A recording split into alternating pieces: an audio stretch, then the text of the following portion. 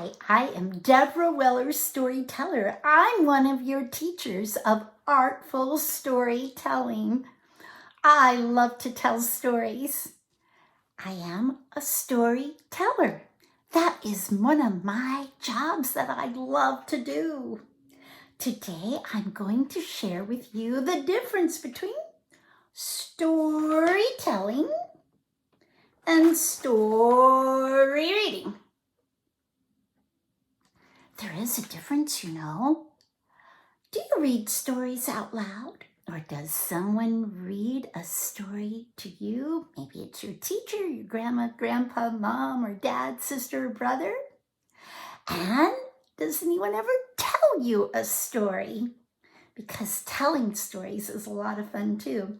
Think about today. When you go home from school, you'll probably tell a story to your family about what you did at school. And maybe mom and dad will tell you a story about what they did at work. And your brothers and sisters might have stories to tell as well.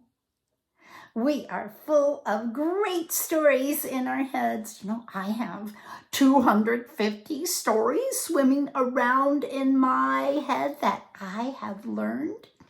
But there is a difference between story reading and storytelling. And I want to explain that to you. Story reading, let's start with that. I love reading stories. So to read, I need a book.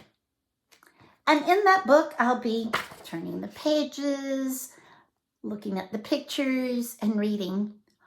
Or I may be reading a chapter book, and it might not have any pictures at all. I could be reading on a tablet or a device. There's many different ways to read a story. But most of all, when I read, I want to read inside of my head if I'm all by myself, or if I'm with my friends or in a classroom, my teacher might give me a turn to read aloud. My teacher might also say, hey, put expression in your voice. Well, as a storyteller, I know how important it is to tell with an expressive voice. So there are some things that are the same about storytelling and story reading, and things that are different. I just did sign language for you. You want to try it? Same and different. Yes, storytelling versus story reading. Now, I want you to think of someone you know who's a really good storyteller. Teacher? Parent? Cousin? Sibling? Grammy, grandpa, auntie, uncle? Who is a storyteller that you know? And I want you to think of a story they most recently told you. Now, it might be a friend.